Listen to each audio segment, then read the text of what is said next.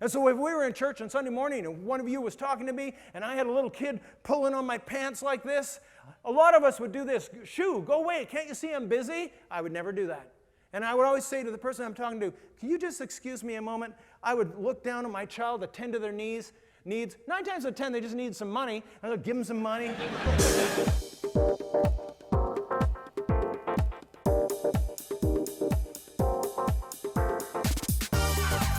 Welcome to Church of the Rock from Winnipeg.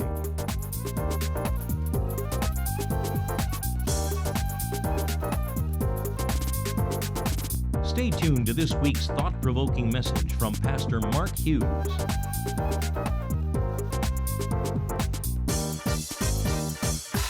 So this morning my message is entitled Father Under Pressure.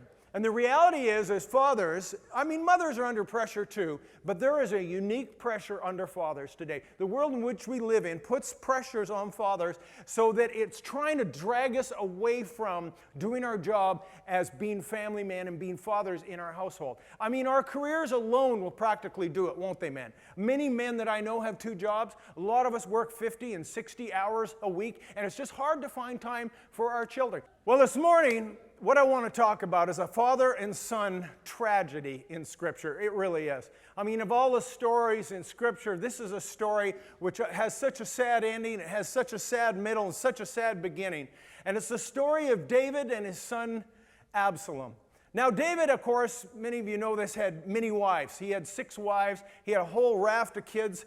And he had one son, his 3rd son, whose name was Absalom. This is what the Scripture says about Absalom.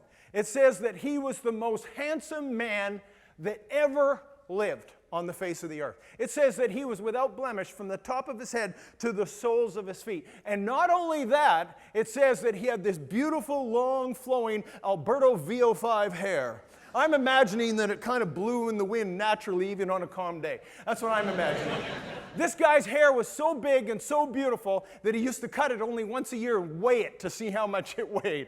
There's a little vanity going on there. But it's the Scripture, I don't even know if we can imagine how good looking this guy is. If it says that he was the most handsome man that ever lived, I actually have a picture. How many of you would like to see a picture of Absalom? Yeah, I got a picture. Throw the picture up so they can see him. Oh. My mistake, that's Thor from the Avengers. He's easily a close second. Have you seen the guy with his shirt off? He's ripped. So here we have this story of Absalom, and he's got it all. Actually, it's not just looks. If you go read the story, you realize that this guy's got it all. He's got the looks, he's got the brain, he's got the charisma, people love him, he's got leadership capabilities. Do you know how that sometimes in families, especially large families, there'll be one child that kind of wins the genetic lottery, and they get everything, and they get the looks, and they get the brains, and they get the athleticism, and they get the charisma. You know what I'm talking about. That's probably your brother, right? It's none of you. But it's probably, big families often have this guy. This is who Absalom was. He won the genetic lottery. He's got it all going on. But when you go and read the story as to what he did with what he had, it is nothing short of, as I said, tragic. This is what happens. He has a sister named Tamar, and she's actually very beautiful as well. And he has a half-brother. Remember, if you've got six wives, then David's kids, and he had a whole slew of them. We don't even know how many, but he has a whole slew of kids, and some are from this mother and some from that. And so you're either a brother or sister or a half-brother and sister. And so Absalom has a full sister named Tamar. She's very beautiful. He's got a half-brother named Amnon. And Amnon was in love with Tamar, but Tamar wouldn't have anything to do with her brother. So catch this. Amnon goes and rapes his sister, Tamar. And of course, Absalom was fit to be tied. He was so angry about this, and he was waiting for his father, David, to do something about it, and David didn't do anything about it. Now, you have to remember that at this point, David's not a young man anymore. He's got grown children, he's an older man, and he should have dealt with this. He should have dealt with his son, the fact that his son raped his own sister, but he did nothing about it, and what happened was Absalom absolutely seethed with bitterness and contempt, not only to his brother Amnon, but also towards his father. So over the next 2 years, as bitterness took root in his heart, he eventually conspired and had his brother Amnon executed. Now, you think you have a dysfunctional family? You got to go read the story of David. I mean, we always think of David and his big indiscretion being Bathsheba. That's not his only indiscretion. You look at this mess he had called a family, and you see nothing but trouble. I mean, a rape in the family, sexual assault, obviously, and now a murder. Absalom has to flee because now he has to, of course, he's killed his own brother, and so he flees. He's gone for 3 years. After 3 years, he wants to return. He wants to be restored to his family, so he comes back. He seeks an audience with the king, his father, but David won't see him. So being the attention seeker he is, he goes and he burns down Joab's barley fields to get his dad's attention. Finally, David calls him in and says, "You wanted to see me?" But you know what David did? When Absalom comes in, David went and threw himself on his neck, and he forgave his son. He forgave Absalom for murdering his other son. I mean, I don't know what kind of issues you're struggling with in your family, but I doubt that it's anything on this level. And yet they seem to be able to bring some sense of forgiveness. So not only does Absalom get forgiven, but he gets restored to the kingdom and restored to the family and restored to royalty, as it were, in Jerusalem. But Absalom's heart never changed. And he was still contemptible towards his father. And for the next 4 years, he schemed to take over the throne from his father. It said he stood in the gates of the city and he won people over to himself. And basically, he was promising them justice for all. He said, "I won't be like my father and subjugate you. I will give you justice, and I will allow you to be an equal." And because he was not only beautiful, but he had the gift of the gab, and he was charismatic, and he was dynamic, people were drawn to this man. And after 4 years, he proclaimed himself as king. And he started a rebellion to take over the kingdom from his own father. David found himself back on his heels and had to flee. He had to flee his own kingdom of Israel and go across the Jordan River. Then what happened was Absalom and his army pursued David and his army. Does this sound vaguely reminiscent? Do you remember that David, when he was the king as a young man, was being pursued by his own father-in-law? And now here we have this situation years later where now it's his son doing the same thing? And so Absalom pursues him. And they're riding into battle. And they're going through the forest of Ephraim. And of course, remember I mentioned the long, flowing, beautiful hair of Absalom? And he's riding on his mule, and he's going through the forest, and he gets his hair caught in a tree. And his hair gets tangled in the tree, and the mule keeps on going, and the next thing you know, we have Absalom hanging from his hair in the forest. And then what happens is David's armies gather and surround him, and Joab, we have David's captain, takes 3 spears and runs him through with 3 spears, killing him. Now, the moral of this story is simple, that even the world's most beautiful people occasionally have a bad hair day.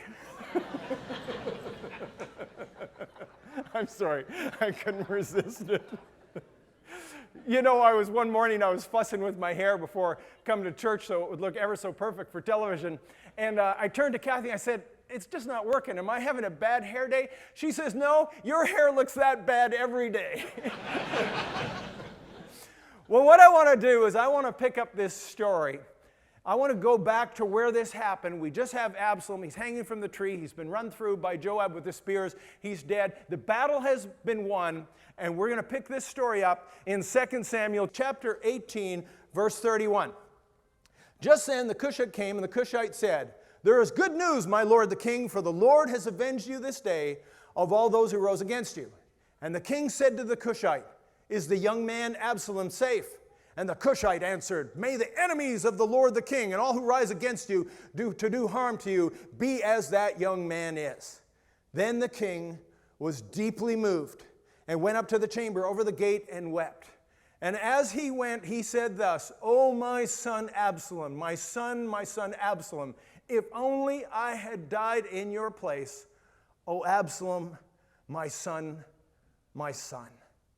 And Joab was told, "Behold, the king is weeping and mourning for Absalom." So the victory that day was turned into mourning for all the people. For the people heard it said that day, "The king is grieved for his son."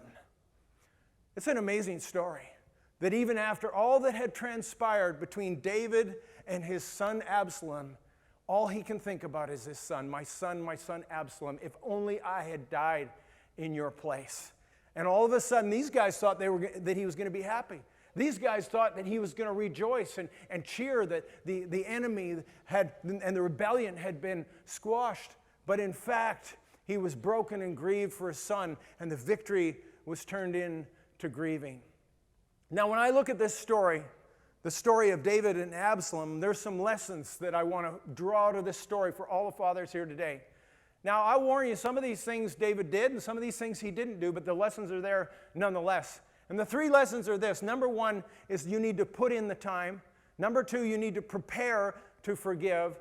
And number 3, you need to prioritize early. And so the first thing that we learn from this story is you need to put in the time.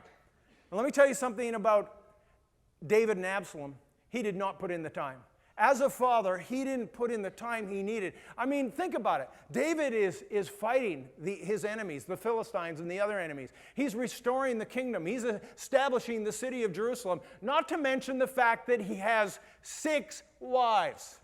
Men, can you imagine for a moment having 6 wives? No, totally as if. You can't even handle the one you have now. Don't give me this, I can handle 6 wives. That's why they have laws against this thing. You know that in Canada, you know what the penalty for bigamy is in Canada? 2 mothers-in-law, that's the penalty.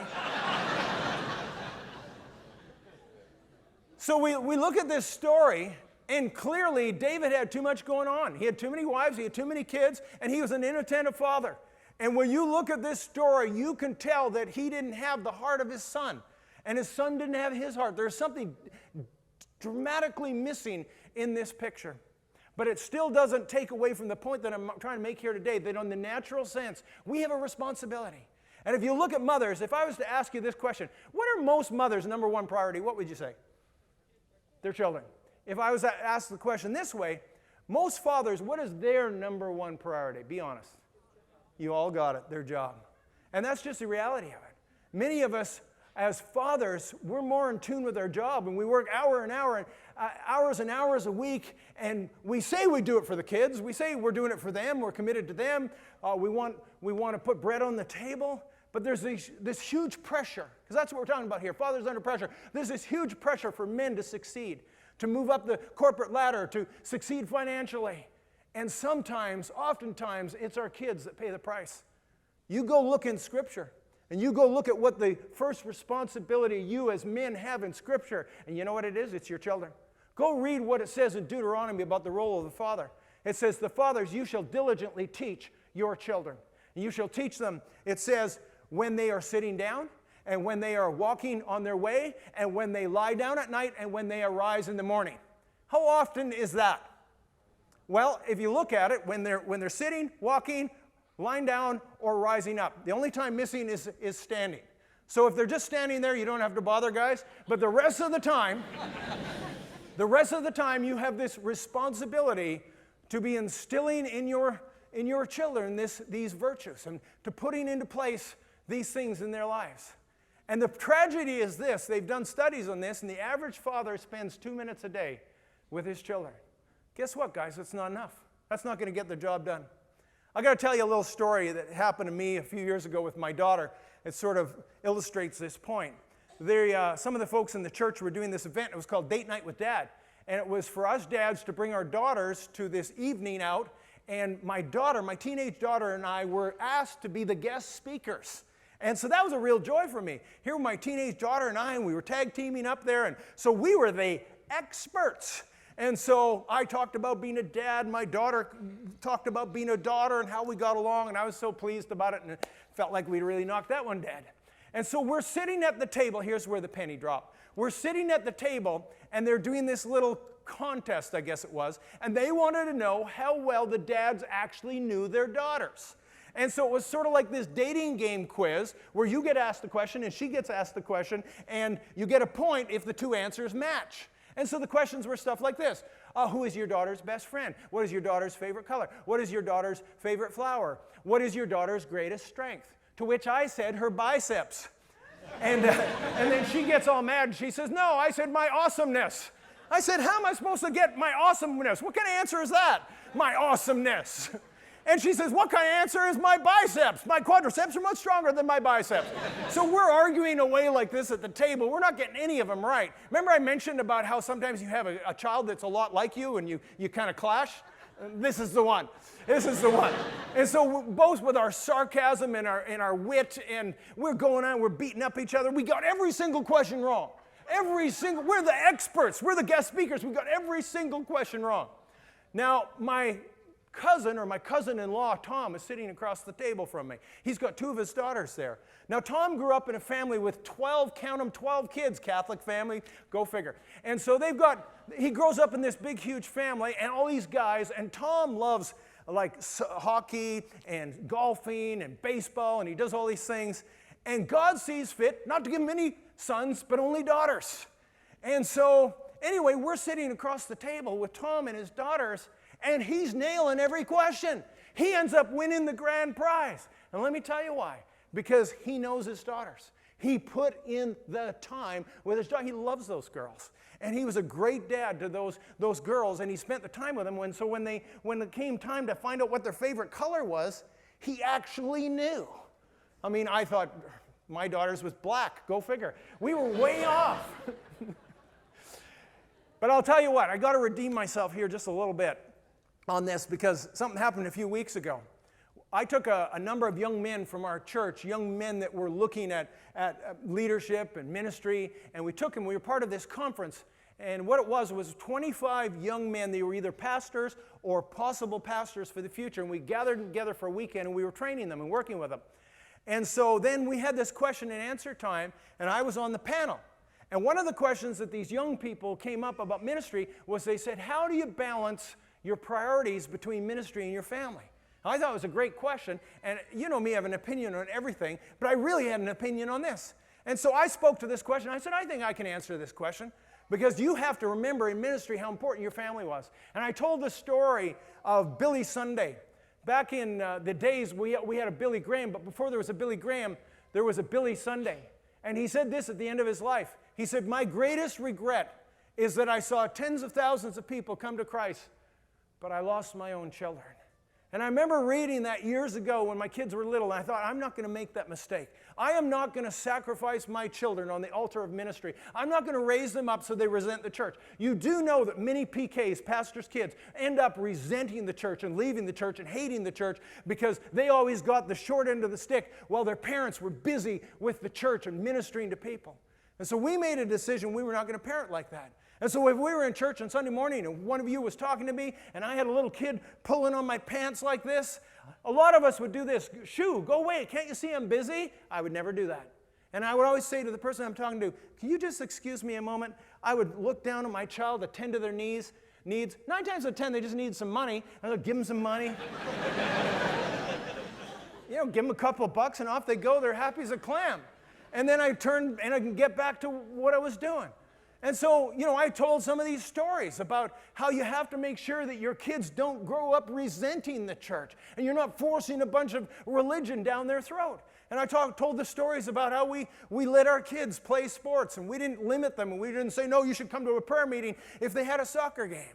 And I told how we spent hour upon hour in the stands of soccer games, of volleyball games, of basketball games, and dance recitals, and singing recitals, and piano recitals. You've got to learn to love that stuff, dads, if you have daughters.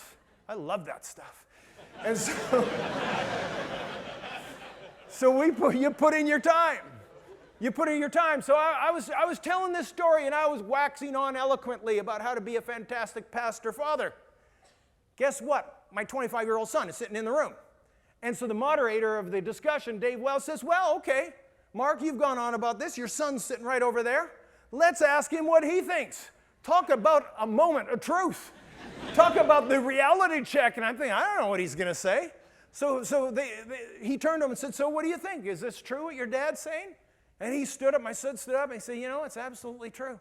My parents were always there for me. They didn't put a bunch of pressure on us, and they did support us in our passions and in our sports. And they were there in the stands whenever they could be. You couldn't always be there, but when they could be there, they were there. And then he tells this story. He says, I'm 25 years old. I play on an adult men's soccer team. Last Wednesday night, I had a game. There was 8 people in the stands, and 2 of them were my parents. We're still watching him play. We're still watching him do it. I thought, man, I'm glad I went to that game. Booyah! And then he talked about how when he became 19 or 20 years old, how we invited him into leadership in the church. And you know what? It's a great joy that today I have 3 young adult grown children who are all serving alongside me in ministry in the church. And to me, that's one of the greatest joys a man could ever have. Really is. It's like the story of these 3 kids. They're sitting around the schoolyard bragging about their dad. And the first one says, my dad's a poet. And he scribbles a few words on a piece of paper. He calls it a poem, and they give him $50. Second one says, well, that's nothing. My dad's a journalist. He scribbles a few words on a piece of paper, calls it an article, and they give him $100. Third one says, I got you all beat. My dad's a pastor. He scribbles a few words on a piece of paper, calls it a sermon. It takes 8 men with buckets to collect all the money.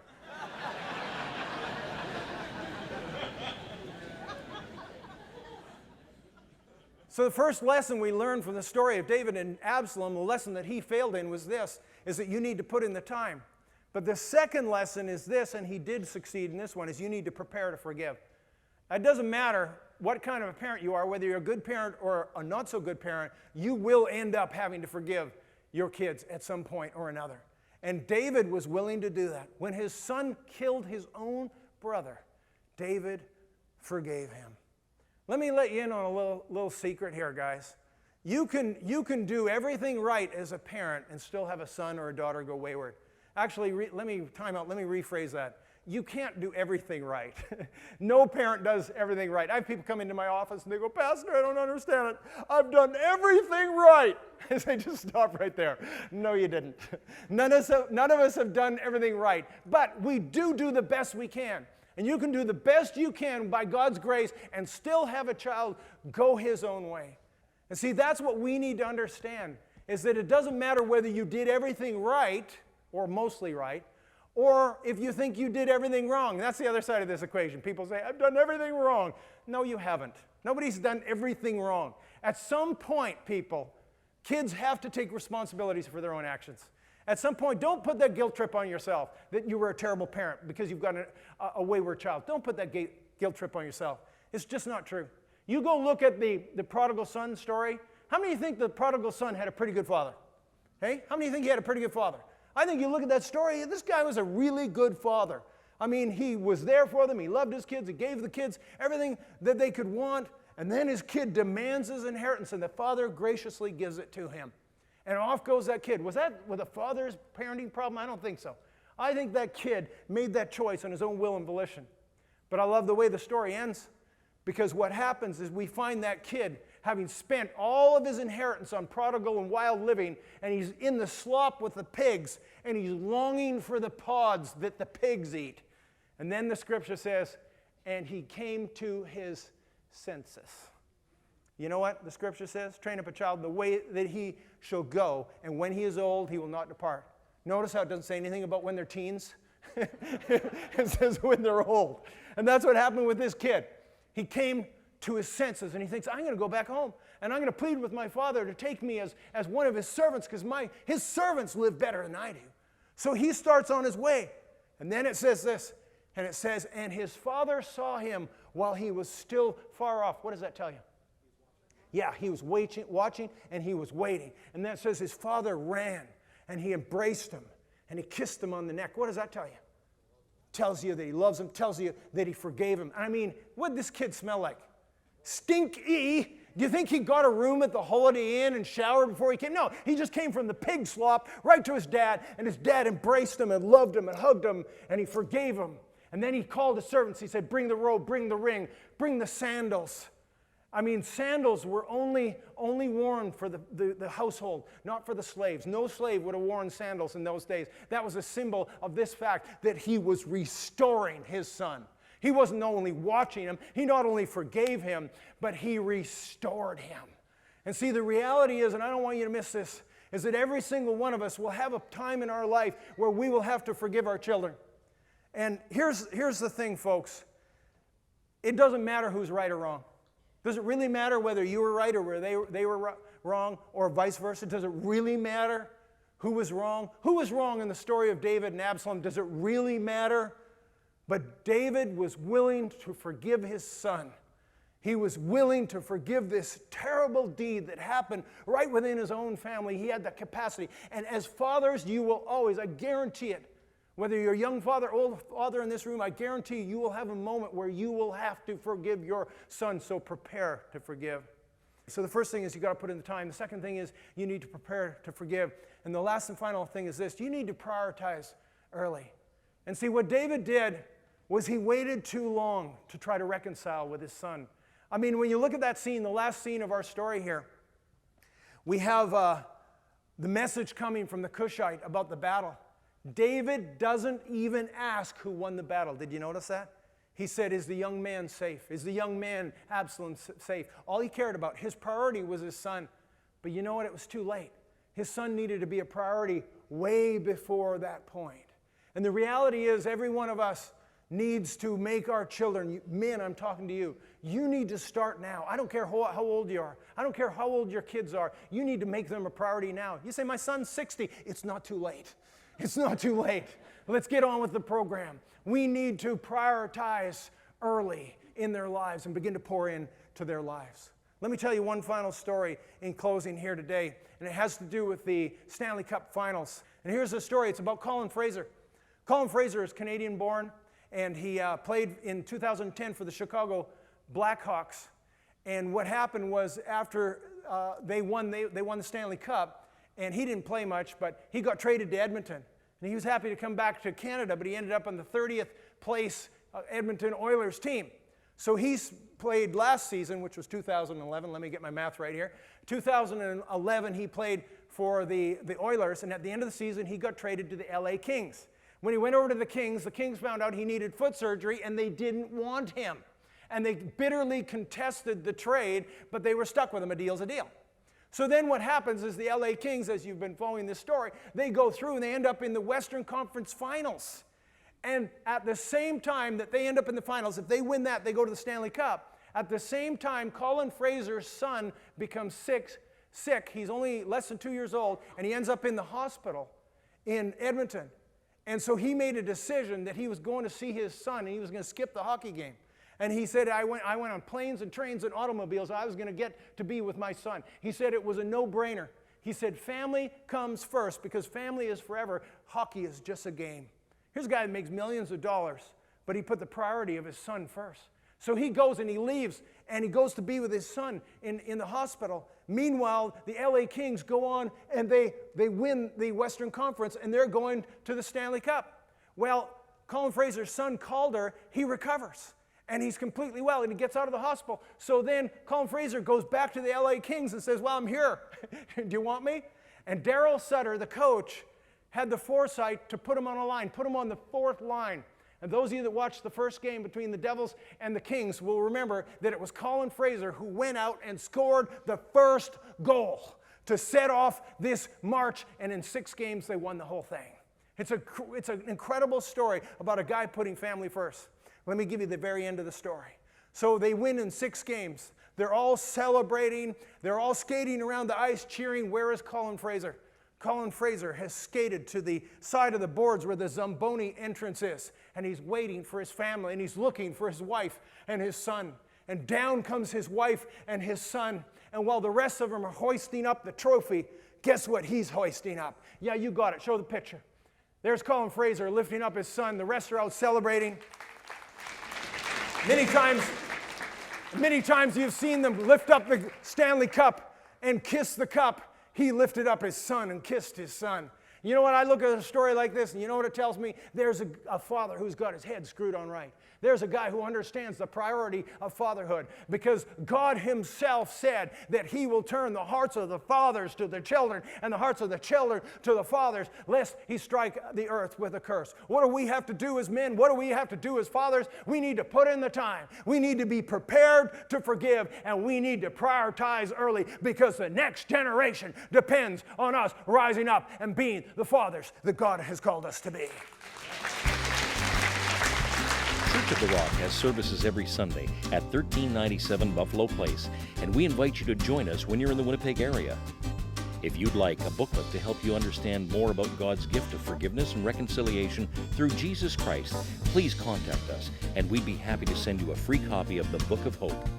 Thank you for watching, and God bless you.